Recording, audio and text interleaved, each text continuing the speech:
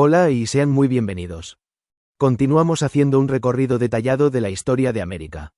Y para esto estamos analizando la obra de don Antonio de Herrera, utilizándola como guía y la estamos comparando con otros cronistas e historiadores. Nos encontramos en 1496. En el libro tercero, capítulo 5. Santo Domingo y Jaragua. Fundación, concordia aparente y el germen de la ruptura. En el capítulo que ahora seguimos, Antonio de Herrera sitúa el origen de la ciudad de Santo Domingo y el viaje de don Bartolomé Colón a Jaragua dentro de un momento decisivo para la colonia. A comienzos de julio llegaron a la Isabela los 3 navíos despachados desde Cádiz. Traían bastimentos y la noticia cierta de la llegada del almirante a Castilla. Para una población acosada por la escasez, el efecto fue inmediato. Ninguna cosa más los alegraba y sanaba que ver venir navíos de Castilla con vitualla. El hambre, principal mal de la colonia, cedía por un instante. Acto seguido, don Bartolomé volvió a despachar los navíos. En ellos envió 300 indios esclavizados, resultado de tributos y conflictos previos. El episodio, que Herrera narra sin énfasis moral, marca un punto importante. El uso del traslado forzoso como instrumento político y económico, todavía sin un marco jurídico estable. Al mismo tiempo, Bartolomé había informado a los reyes sobre la hermosura de la costa sur de la Española, sus ensenadas y posibles puertos, y sobre la cercanía de las minas recién descubiertas de San Cristóbal. Desde Cádiz, el propio almirante le escribió con instrucciones claras: debía explorar el sur y, si hallaba un puerto conveniente, trasladar allí toda la población de la Isabela y dejarla despoblada. Cumpliendo ese mandato, don Bartolomé dejó el gobierno provisional en manos de su hermano don Diego Colón y partió con la gente más sana hacia las minas de San Cristóbal. Preguntando por el punto más cercano al mar, llegó al río Ozama, muy gracioso y poblado de ambas partes. Lo sondeó y comprobó que podían entrar en él navíos de gran porte. Allí determinó levantar una fortaleza de tapia sobre la barranca del río, en la boca del puerto y hacia levante, y mandó llamar gente de la Isabela para iniciar la población. Le dio nombre de Santo Domingo, ya fuese por el día de la llegada, por la festividad del santo o por el nombre de su padre. El almirante, sin embargo, la llamó siempre Isabela Nueva. Nacía así la que sería la primera ciudad europea estable en América. Mientras en la Isabela quedaban los maestros que labraban 2 carabelas y algunos hombres, Bartolomé decidió reconocer el reino de Jaragua, gobernado por Boechío y su hermana Anacaona, de cuya policía y buen orden había oído grandes elogios. Partió de Santo Domingo y, tras recorrer unas 30 leguas, llegó al río Neiva, donde halló un contingente indígena dispuesto para la guerra. Boechío, advertido de la marcha de los cristianos, había salido a resistirlos. Don Bartolomé aclaró que no iba a combatir, sino a visitar al rey y a su hermana, y fue recibido entonces con fiestas y regocijos. Otras 30 leguas después llegó a Jaragua, distante unas 60 de Santo Domingo. Allí salió a recibirlo la nobleza de la provincia con bailes, cantos y muestras de alegría. 30 mujeres precedían al cortejo. Llevaban falditas blancas de algodón, ramos verdes en las manos, cantaban y bailaban con compostura, y al llegar ante don Bartolomé se arrodillaban y le entregaban los ramos, que iban pasando de mano en mano entre la gente. Herrera describe la escena con detalle, subrayando su orden y solemnidad. Fue conducido al palacio de Boechío, donde estaba dispuesta la cena: pan de cazabe, jutías asadas y cocidas, y abundante pescado de mar y de río. Los compañeros de don Bartolomé fueron llevados a sus alojamientos, donde durmieron en hamacas de algodón, que para su uso eran ricas. Al día siguiente, en la plaza y en presencia del rey, de Anacaona y del adelantado, salieron de improviso 2 escuadrones armados con arcos y flechas. Al principio escaramuzaron como en Castilla cuando se juegan cañas, pero poco a poco el juego se tornó real. Hubo muchos heridos y 4 fallecidos, todo ello en medio de cantos y regocijo. Herrera señala que, de no haber mediado el ruego de don Bartolomé y de los castellanos, el rey no habría mandado cesar este espectáculo. Anacaona aparece aquí como figura central. Mujer de Caonabo, muy graciosa y cortesana, y muy amiga de los cristianos. Tras las fiestas, don Bartolomé expuso a Boecillo y a su hermana el motivo político de su visita. Su hermano, el almirante, había ido a ver a los reyes de Castilla, a quienes ya reconocían muchos señores de la isla, y Jaragua debía hacer lo mismo. Boecillo respondió que en su tierra no había oro y que, por tanto, no podía tributar en metal. Don Bartolomé aclaró que no se pedía sino de lo que la tierra producía. Entonces el rey ofreció algodón y cazabe en abundancia y mandó que todos sembrasen algodón para tributar a los reyes, y en su nombre al almirante y a don Bartolomé. Asentado el acuerdo, el adelantado decidió regresar a las minas del Cibao, a la Vega Real y a la Isabela. Halló una situación alarmante. Cerca de 300 hombres habían fallecido por diversas enfermedades, lo que le causó gran pena, agravada por la falta de bastimentos desde Castilla. Ordenó repartir a los enfermos y flacos entre las fortalezas y pueblos cercanos, para que peleasen solamente con la enfermedad y no con el hambre, y mandó continuar la construcción de los navíos. De camino, fue recogiendo los tributos. Pero lo que para la administración era orden, para muchos indígenas se volvió carga insoportable.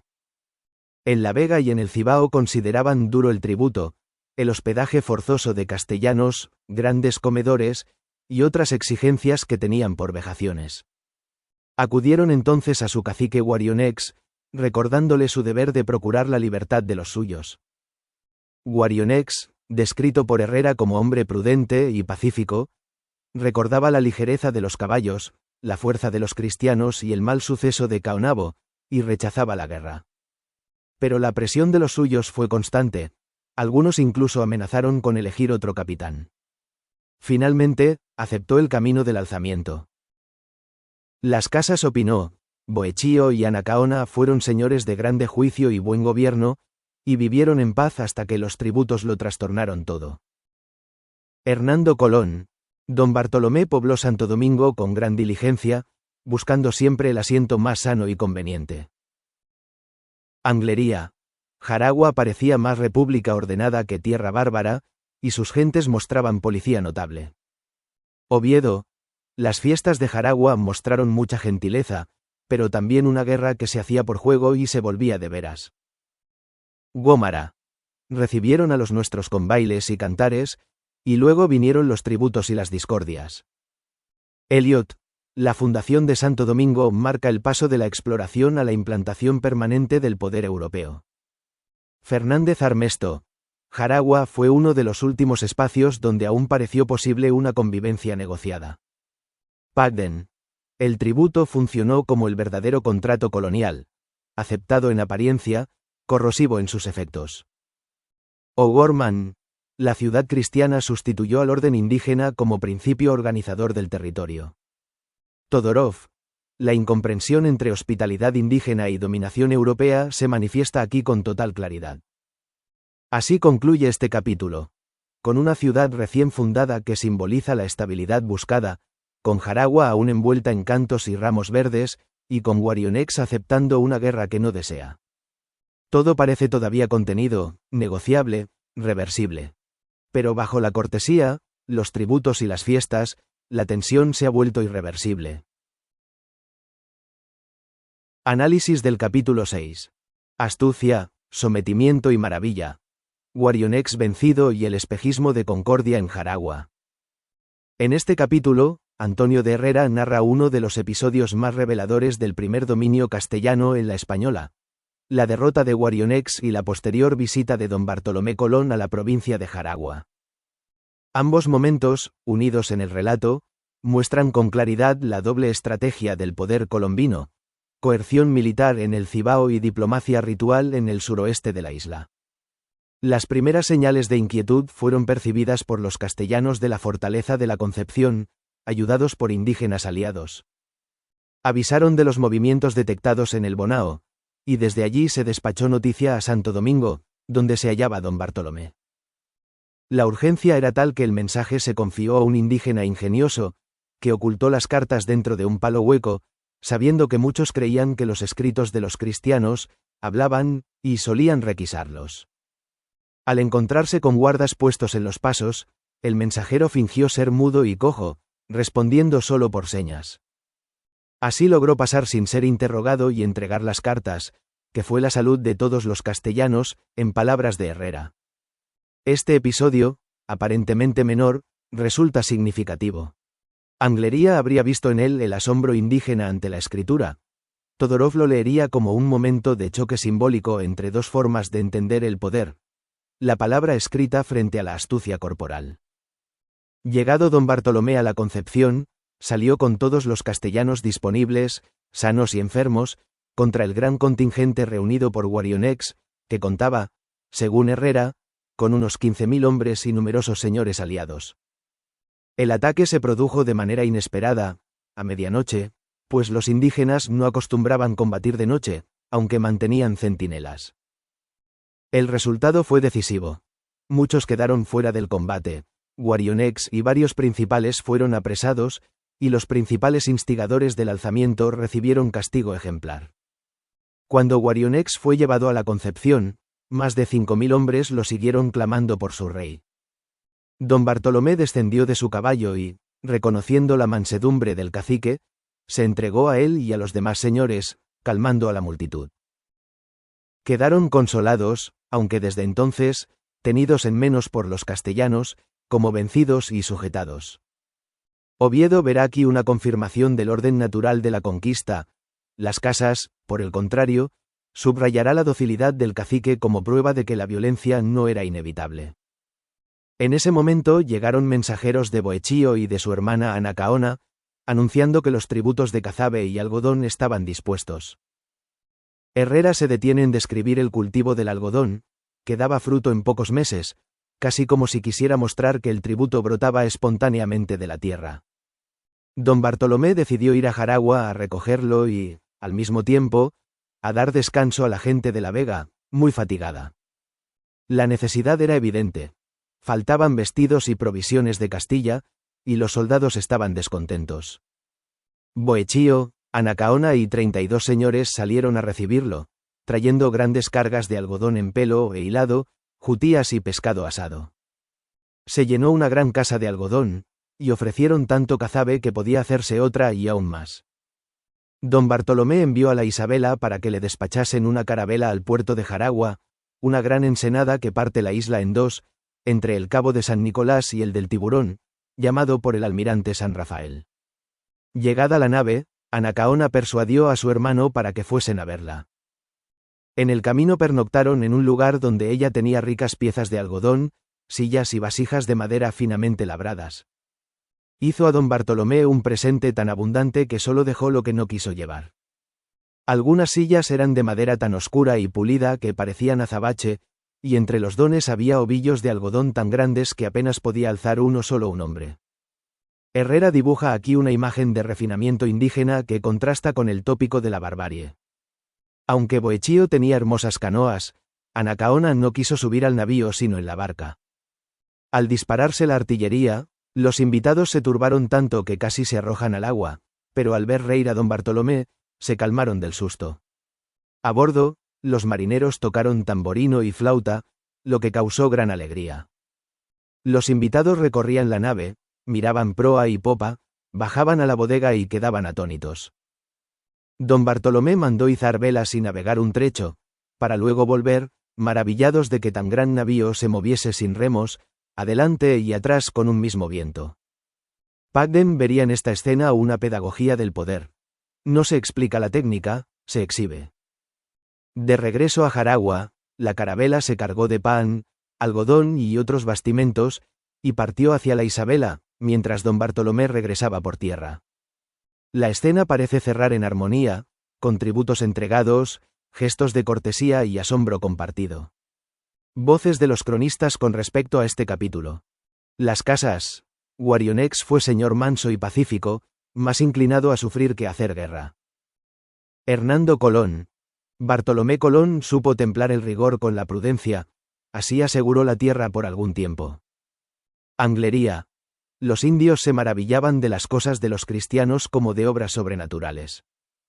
Oviedo. Jaragua fue tierra de mucha policía y concierto, y sus señores mostraban gentileza notable. Gómara. Recibieron a los nuestros con regalos y danzas, como quien recibe a vencedores. Lecturas de la historiografía moderna. Eliot. La conquista combinó violencia selectiva y negociación ritual como instrumentos de dominio. Fernández Armesto. El asombro tecnológico fue uno de los primeros lenguajes del poder europeo. Pagden. El tributo funcionó como signo visible de una soberanía ya asumida, aunque no comprendida del todo. O'Gorman. Nombrar, mostrar y exigir fueron los actos fundacionales del nuevo orden americano. Todorov. La incomprensión del otro no impidió la dominación, la facilitó. Así concluye este episodio, con Warionex reducido, Jaragua aún envuelta en fiestas y maravillas, y una aparente concordia sellada con algodón, música y gestos de cortesía. Análisis del capítulo 7. Ambición, hambre y desobediencia. El motín de Francisco Roldán y la fractura del orden colombino. Mientras don Bartolomé Colón se hallaba en Jaragua consolidando alianzas y tributos, la isla entraba en una de sus crisis más graves. Antonio de Herrera presenta el motín de Francisco Roldán no como un arrebato repentino, sino como el fruto de resentimientos larvados, ambiciones personales y una situación material extrema. El alcalde mayor, hombre bullicioso, olvidado, dice Herrera, del favor recibido del almirante, buscó erigirse en señor autónomo aprovechando la escasez y el descontento. La ocasión inmediata fue una orden administrativa. Don Diego Colón mandó varar una carabela cargada de pan y algodón para impedir que colonos descontentos huyeran a Castilla. Roldán transformó la medida en argumento político. Murmuró entre la gente trabajadora, los marineros y la población más fatigada, sobre la que tenía ascendiente por haber sido su sobrestante, que la nave debía enviarse a Castilla con cartas a los reyes, pues el almirante tardaba demasiado y los castellanos corrían peligro de sucumbir al hambre o a los naturales. Más grave aún fue la acusación central, que don Bartolomé y don Diego Colón retenían la carabela para alzarse con la isla, trataban a los castellanos como siervos, los forzaban a edificar casas y fortalezas y se enriquecían con los tributos indígenas. Herrera subraya cómo la retórica del agravio convirtió la obediencia en esclavitud y la administración en tiranía. Amparados por la autoridad del alcalde mayor, quienes antes callaban comenzaron a hablar sin recato. Roldán pidió entonces que todos firmasen, por bien común, la petición de botar la carabela al agua, maniobra destinada a comprometer colectivamente a los descontentos y a ocultar su propio protagonismo. A ello añadió un argumento decisivo. Para conservar la amistad de los indios, decía, era necesario quitarles los tributos. No deja de ser significativo que, casi al mismo tiempo, llegaran avisos de que Warionex retrasaba los pagos y mostraba inquietud. Don Diego Colón, intentando apartarlo del foco del conflicto, envió a Roldán con buena parte de la gente a la fortaleza de la Concepción. Lejos de apaciguarse, allí afianzó su motín. Maltrató a quienes no lo siguieron y les quitó las armas. De regreso a la Isabela, tomó por la fuerza la Alhóndiga Real, rompió cerraduras y, clamando, ¡viva el rey!, se apoderó de armas y bastimentos para los suyos. Cuando don Diego salió a enfrentarlo con hombres de crédito, la insolencia fue tal que hubo de refugiarse en la fortaleza de la Isabela, también llamada Castillo. Desde entonces, cualquier trato con Roldán se hacía bajo seguro, concedido paradójicamente por el propio rebelde. Roldán y los suyos se apoderaron de ganado real, vacas, yeguas y potros, y recorrieron los pueblos indígenas proclamando que habían roto con los hermanos Colón por defender a los indios del tributo, persuadiéndolos de que no pagasen y prometiéndoles protección. Herrera identifica dos causas principales del atrevimiento: el deseo de mandar sin sujeción y la convicción de que el almirante no regresaría, reforzada por las informaciones llevadas a la corte por Juan Aguado.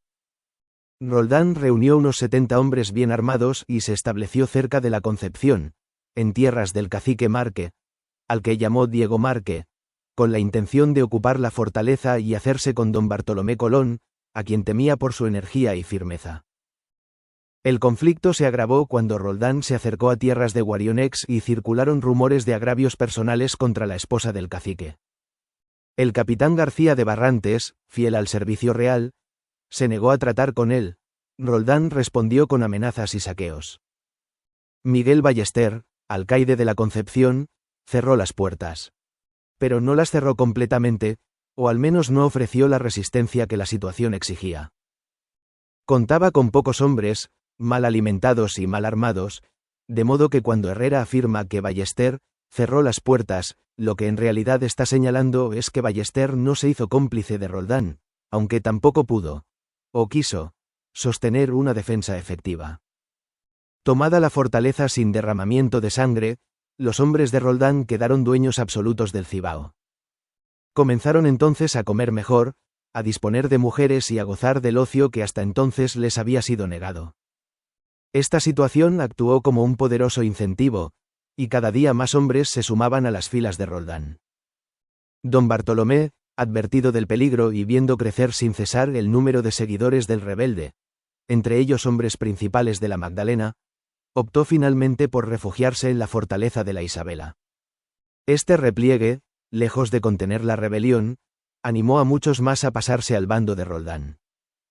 Sin embargo, don Bartolomé deseaba restablecer el orden en la isla, y Roldán, por su parte, necesitaba justificar sus actos y salir de la crisis sin cargar con la nota de crimen alguno. Herrera afirma que Roldán quería matar a Bartolomé, pero, aun cuando ese deseo hubiera sido real, no le habría resultado provechoso. Lo que Roldán buscaba no era la eliminación del adversario, sino volver a ser legal. Ese era, en última instancia, su propósito. Así, cuando don Bartolomé llegó finalmente a la Concepción, parlamentaron a través de una ventana. Roldán desde el interior de la fortaleza. Bartolomé desde el exterior. Roldán afirmó que solo se armaba para defenderse, acusando a don Bartolomé de querer eliminarlo. El adelantado le retiró formalmente el cargo de alcalde mayor y le prohibió usar el título. Roldán respondió con mayor soberbia, refugiándose en tierras de Manicaotex, en el Magua, pero siempre dentro de la Vega Real, relativamente cerca de la Isabela, de donde extraía el oro destinado al rey, reteniendo a un hijo y sobrino del cacique como garantía de obediencia, y permitiendo a los suyos vivir sin freno, pues el terror a los castellanos aseguraba el servicio indígena. El hecho de que ya dispusiera de caballos y herrajes, innecesarios hasta entonces, revelaba, como señala Herrera, que la rebelión había sido largamente pensada y no improvisada. Voces de los cronistas. Las casas. Roldán no buscaba justicia, sino licencia para hacer su voluntad. Hernando Colón. Fueron calumnias nacidas del resentimiento de los que no querían obedecer ni trabajar. Anglería. Llegaban a la corte rumores de gran desorden, aunque sin conocerse aún su raíz. Oviedo. La necesidad y la mala disciplina dieron alas a la soberbia de algunos. Gómara. Siempre hay quien, en tierras nuevas, quiere mandar sin reconocer señor. Lecturas de la historiografía moderna. Eliot. Las primeras colonias fueron espacios de autoridad frágil y conflicto endémico. Fernández Armesto. El motín de Roldán anticipa la tensión entre colonos armados y gobierno delegado. Pagden. La supresión del tributo era un arma política, no un gesto humanitario. O'Gorman. La conquista también fue una guerra civil entre europeos. Todorov. La violencia interna acompaña siempre a la dominación del otro. Así, mientras la autoridad colombina parecía afirmarse en títulos y mandatos reales, la isla se desgarraba desde dentro. Hambre, ambición y rumores minaban la obediencia, y Francisco Roldán se erigía en poder de hecho a pocos pasos de la fortaleza real. Análisis del capítulo 8. Autoridad confirmada y resistencia desplazada. El adelantazgo de Bartolomé Colón y la huida de Guarionex. Don Bartolomé determinó trasladarse a Santo Domingo para poner recaudo en las carabelas, sabiendo que Francisco Roldán también las tenía en su mira. Roldán, temeroso del adelantado, pues la gente de la villa le era afecta y contaba además con la tripulación de las naves, se detuvo a 5 leguas de la ciudad, evitando un enfrentamiento directo. Fue entonces cuando don Bartolomé hizo pública una noticia de gran peso político. Los reyes católicos confirmaban oficialmente el título de adelantado de las Indias que su hermano el almirante le había conferido, junto con nuevas mercedes otorgadas a este y el anuncio de una armada futura de 67 navíos. Herrera señala que esta proclamación causó gran contento entre quienes perseveraban en el servicio real. Anglería, desde la corte, había escrito que la corona no estaba dispuesta a perder el control de las Indias, y Hernando Colón insistirá después en que esta confirmación fue respuesta directa a las calumnias y desórdenes provocados por los rebeldes. Deseoso de que el almirante hallase la isla en sosiego a su regreso, el adelantado optó primero por la vía de la clemencia. Envió a Pero Hernández, alguacil mayor, para persuadir a Francisco Roldán de que volviese a la obediencia, ofreciéndole perdón general por los escándalos y delitos pasados. La escena, tal como la pinta Herrera, es reveladora. Los hombres de Roldán, con ballestas encaradas, detuvieron al emisario con amenazas abiertas. Roldán respondió con soberbia y palabras deshonestas, rechazando cualquier sumisión, y se internó con los suyos en la provincia de Jaragua, donde la abundancia de la tierra les permitió sostener una vida licenciosa. Oviedo observa que, llegado este punto, Roldán ya no actuaba por miedo ni necesidad, sino por voluntad de mando. Las Casas, aunque crítico del régimen colonial, coincide en que la rebeldía del alcalde mayor no nacía de compasión por los indios, sino de ambición personal. Agotada la vía pacífica, don Bartolomé actuó conforme al derecho castellano. Abrió proceso, llamó a Roldán y a sus seguidores mediante pregones públicos y, ante su negativa, los declaró rebeldes y traidores. Al mismo tiempo, llegaron en las carabelas unos 90 hombres de trabajo destinados a minas y a la explotación del palo Brasil, bajo un sistema que combinaba beneficio privado y renta real. El proyecto económico avanzaba, pero el equilibrio social se deterioraba. En medio de esta tensión, los indios de La Vega se vieron acosados por ambos bandos. Los amotinados los incitaban a no pagar tributos, los fieles al adelantado exigían cargas y alojamiento. Sin embargo, Guarionex, a quien Herrera describe como hombre de ánimo quieto y pacífico, evitó el alzamiento abierto. Consideró menos dañino abandonar su tierra y refugiarse con su gente en el señorío de Mayobanex, cacique de los ciguayos, en las sierras del norte, más allá de la Vega Real. Las Casas interpretará esta decisión como un acto de prudencia desesperada. Hanke, desde la historiografía moderna, la verá como una forma temprana de resistencia pasiva, huir para sobrevivir. Creyendo que Guarionex se había alzado, don Bartolomé marchó con 90 hombres, los más sanos y algunos a caballo, hacia la Concepción y luego a las sierras. Tras cruzar montañas abruptas, descendió a un valle fluvial donde un ejército indígena les aguardaba. Los ataques con flechas fueron repelidos por la caballería, obligando a los indígenas a replegarse a los montes. Durante días, la guerra se convirtió en un hostigamiento continuo, emboscadas, flechazos y represalias, con capturas y castigos. Don Bartolomé intentó entonces la negociación. Envió a Mayobanex un mensaje claro. No buscaba su destrucción, sino la entrega de Guarionex, de lo contrario, devastaría la tierra. La respuesta de Mayobanex, recogida por Herrera, es una de las defensas morales más notables del período. Guarionex, decía, era hombre bueno y virtuoso, injustamente perseguido, los cristianos eran usurpadores de tierras ajenas, y él no traicionaría a quien había buscado refugio bajo su palabra. Recordó, además, el vínculo cultural que los unía. Guarionex le había enseñado los areitos del Magua, las danzas rituales de la Vega Real, símbolo de prestigio y tradición. Mayobanex llamó a Guarionex, lloraron juntos. Prometió defenderlo aun a costa de perder su propio reino y ordenó poner espías y guardas en los caminos, dispuestos a eliminar a cuantos se acercasen. El conflicto había dejado de ser solo político. Se convertía en una cuestión de honor, lealtad y supervivencia. Voces de los cronistas. Las Casas. Guarionex era de natural pacífico y sufrió cuanto pudo antes de dejar su tierra. Hernando Colón. Don Bartolomé procuró primero la paz, y solo acudió a las armas cuando fue forzado. Pedro Mártir de Anglería. Los caciques se retiraban a los montes como quien busca amparo en la naturaleza. Gonzalo Fernández de Oviedo. Mayobanex mostró más lealtad que muchos cristianos. Francisco López de Gómara. Antes quisieron perder reinos que entregar a un amigo. Lecturas de la historiografía moderna. Eliot, la autoridad colonial se afirmaba en los papeles antes que en el territorio.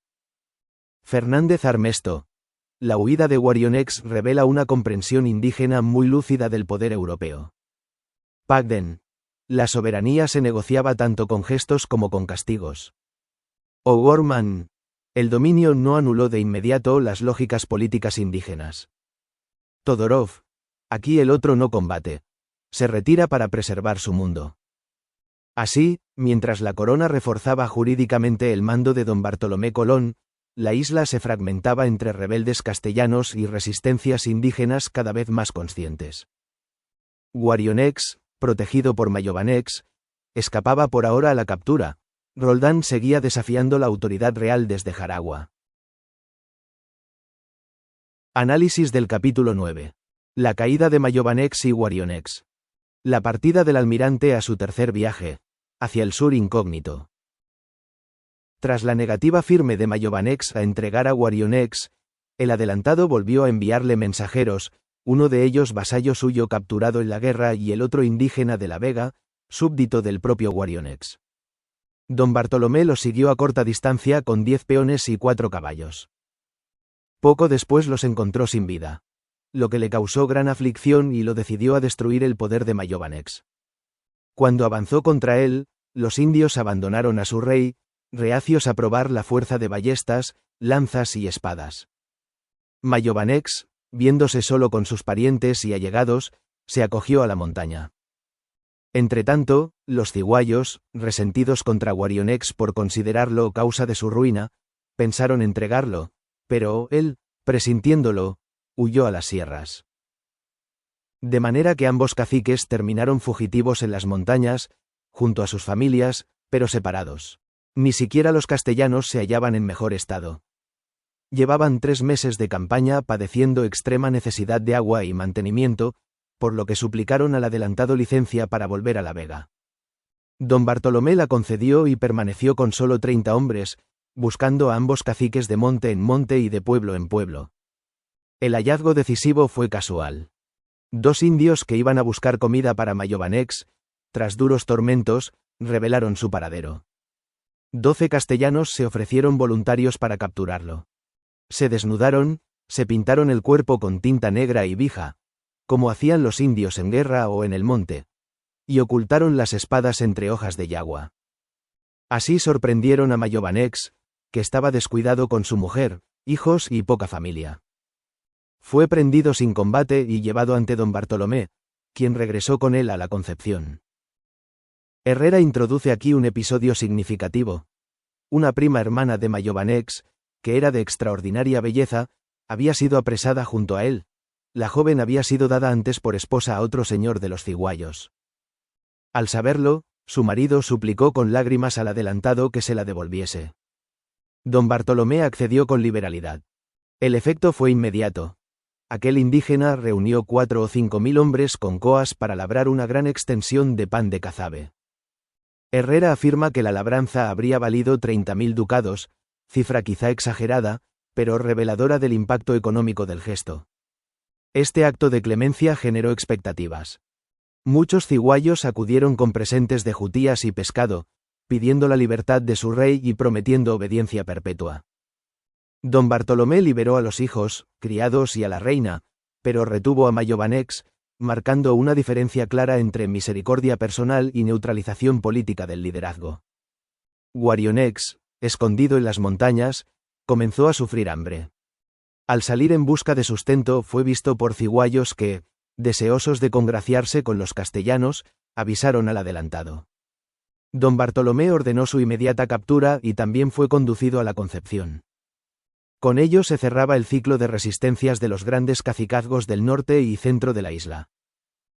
Mientras tanto, en Castilla, pero Alonso Niño arribó a Cádiz el 29 de octubre con 3 navíos cargados de esclavos y anunció erróneamente que traía gran cantidad de oro. Dando crédito a esta noticia, se desviaron los fondos, 6 cuentos, destinados al despacho del almirante.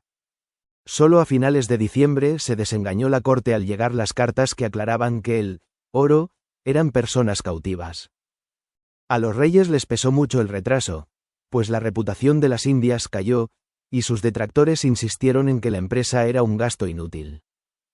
Ni siquiera al propio almirante le agradó el envío de esclavos.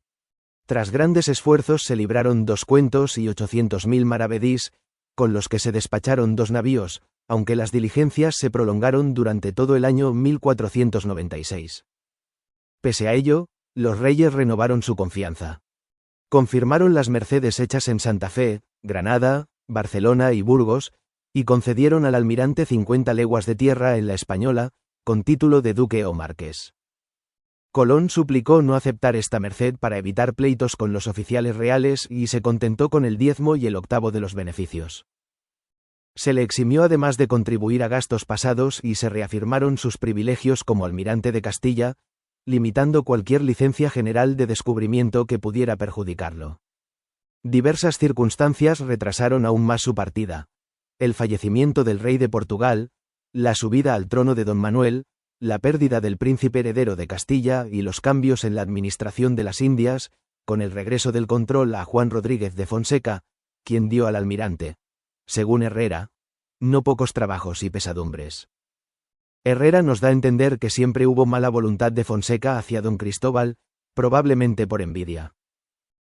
Hay un incidente que Herrera no menciona, y ocurrió justo aquí, antes de partir al tercer viaje. Las Casas menciona que Colón habría arremetido físicamente contra Jimeno de Briviesca, por retrasar los pagos para el viaje. Las Casas es bastante gráfico en descripción del incidente. Pero, el punto aquí, es que esto solamente sirvió, para que Fonseca procurara la venganza cada vez que podía. Esta imprudencia grave de Colón, dañó severamente su imagen ante los reyes católicos, porque el incidente fue uno de los argumentos utilizados por sus detractores para presentarlo ante la corte como un hombre violento y de difícil trato. Finalmente, el miércoles 30 de mayo, Colón salió de Sanlúcar con 6 navíos. Evitando una flota portuguesa, tocó en Madeira, Porto Santo y La Gomera. Allí recuperó una nave castellana capturada por franceses y persiguió a la enemiga, episodio que muestra cómo incluso en tránsito la empresa colombina se entrelazaba con la rivalidad atlántica. Desde La Gomera decidió enviar 3 navíos directamente a la Española con bastimentos, bajo un sistema de mando rotativo cuidadosamente ordenado, consciente de la extrema necesidad que había en la isla. Con los otros 3 navíos emprendió un rumbo inédito, hacia el sur de las Canarias y luego a Cabo Verde, con la intención expresa de navegar bajo la línea equinoccial. Colón estaba convencido de que aquel mar no había sido recorrido antes y buscaba confirmar noticias indígenas sobre pueblos negros y metales ricos procedentes del sur. Incluso mencionó el guanín, aleación de oro, plata y cobre cuyo análisis en Castilla reforzaba su convicción de que tierra firme se extendía más allá del horizonte conocido. Así, mientras en la Española quedaban presos mayobanecs y guarionecs, símbolos del ocaso del orden indígena autónomo, el almirante se internaba en un océano que creía virgen, guiado por señales, conjeturas y una fe inquebrantable en que el mundo era más grande de lo que Europa imaginaba. Voces de los cronistas. Las Casas. La prisión de los caciques fue principio de grandes miserias para los naturales. Hernando Colón. Mi padre partió con ánimo firme de descubrir lo que ninguno había visto. Anglería. Se decía que el almirante buscaba otro mundo bajo la línea. Oviedo. Mayobanex fue preso más por industria que por fuerza. Gómara. Asegurada la isla, quiso Colón ensanchar el mar. Lecturas de la historiografía moderna. Eliot. La pacificación del Caribe fue condición previa para la exploración continental. Fernández Armesto. El tercer viaje marca el tránsito mental de Colón. De Asia a algo distinto. Pagden. Captura y descubrimiento formaban parte del mismo proyecto imperial. O'Gorman. Aquí comienza la verdadera invención de América. Todorov. La dominación del otro y la curiosidad por lo desconocido avanzan juntas. Con Mayobanex y Guarionex reducidos y enviados a la fortaleza, el adelantado parecía haber cerrado el ciclo de resistencias en la Española. Pero, al mismo tiempo, el almirante se alejaba de Europa y del Caribe conocido, rumbo a mares jamás navegados. La isla quedaba sometida, el horizonte, abierto. Análisis del capítulo 10. El tercer viaje y el umbral del Nuevo Mundo. Trabajos extremos, Trinidad revelada y el encuentro con la tierra firme. Prosiguiendo su derrota al sudeste, Colón comenzó a encontrar señales inquietantes, hierbas flotantes semejantes a las que solían verse en la ruta directa hacia la Española. Tras haber navegado unas 120 leguas, tomó la altura y halló que la estrella del norte estaba ya a solo 5 grados. El viernes 13 de julio, el calor se volvió tan intenso que temió que los navíos se abrasaran y la gente pereciera. De improviso cesó el viento y sobrevino un calor desordenado y sofocante. Las pipas de agua y vino reventaban, el trigo ardía, las carnes se estropeaban. Herrera describe este episodio casi como una prueba bíblica. El fuego, así lo llama Herrera, duró 8 días, el primero con sol abrasador, los 7 siguientes, con cielo nublado y lluvias que no aliviaban el ardor. El sábado 14 de julio, con el norte ya en 7 grados, se vieron grajos negros y blancos, aves que no se alejan mucho de tierra. El día 15, el almirante enfermó de gota por la falta de descanso, aunque, subraya Herrera, no dejaba de velar. Aparecieron también unos peces que llamaban botos, grandes y de cabeza roma, señales de un mar distinto. Hoy los conocemos como delfines del Amazonas. El jueves 19, el aire volvió a arder de tal manera que pensaron quemarse con los navíos, pero luego vino buen tiempo y se apartaron de aquella región, navegando 17 días a poniente. Colón planeaba volver luego al sur, de modo que la Española le quedase al norte, esperando hallar tierra firme y, a la vez, reparar navíos y salvar bastimentos muy dañados.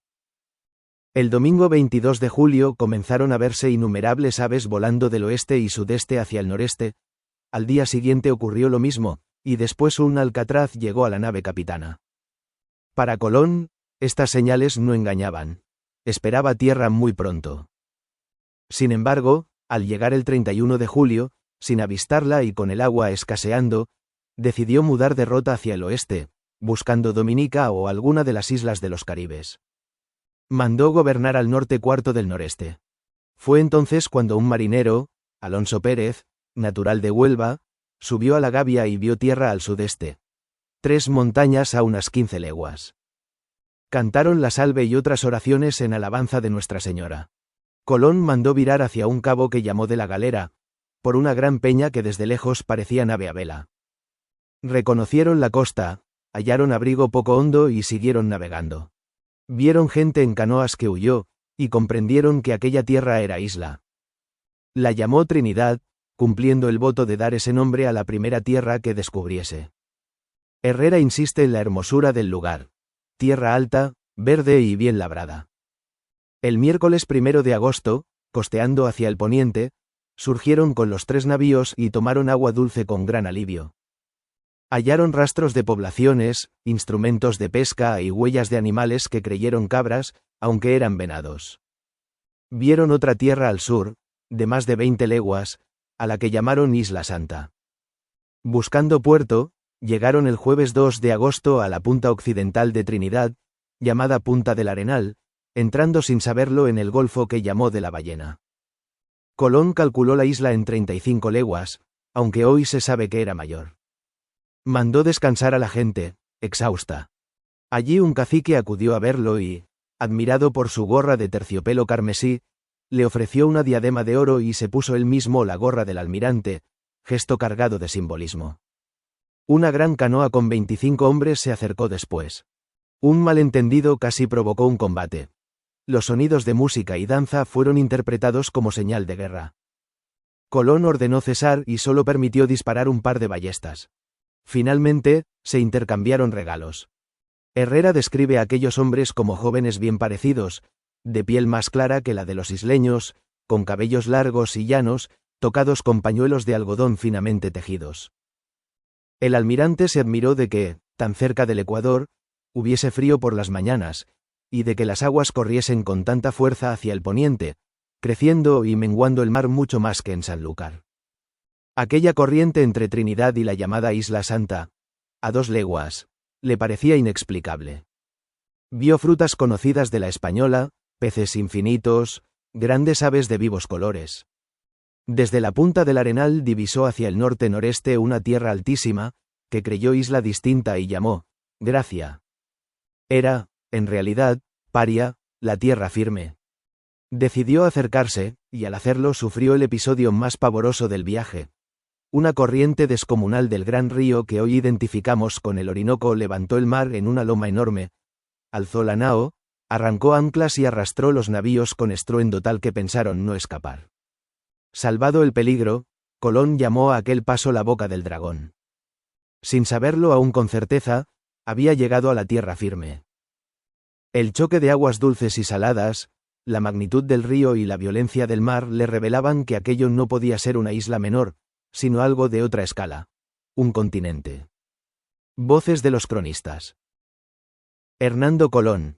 Jamás se padecieron mayores trabajos que en este viaje. Anglería. Halló Colón un mundo nuevo, no por armas, sino por constancia. Oviedo. La boca del dragón es una de las cosas más espantosas que marino alguno haya visto. Gómara. Desde Paria comenzó a entenderse que no era Asia. Lecturas de la historiografía moderna. Fernández Armesto. El tercer viaje es el momento en que Colón toca, sin saberlo del todo, un continente. O'Gorman. Aquí se consuma la invención de América como realidad distinta del viejo mundo. Todorov. La naturaleza deja de ser escenario y se convierte en protagonista. Eliot. Paria marca la transición entre exploración insular y expansión continental. Agotado, enfermo y rodeado de signos incomprensibles, el almirante había cruzado un umbral histórico. Sin nombrarlo aún, había llegado a la tierra firme del Nuevo Mundo. Si te está gustando este contenido, te agradecería infinitamente si ayudas al canal suscribiéndote y dándole a la campanita, para saber cuando suba otro video. Puedes compartirlo con alguien que también ame andar la historia paso a paso. Hasta el próximo vídeo y muchas gracias.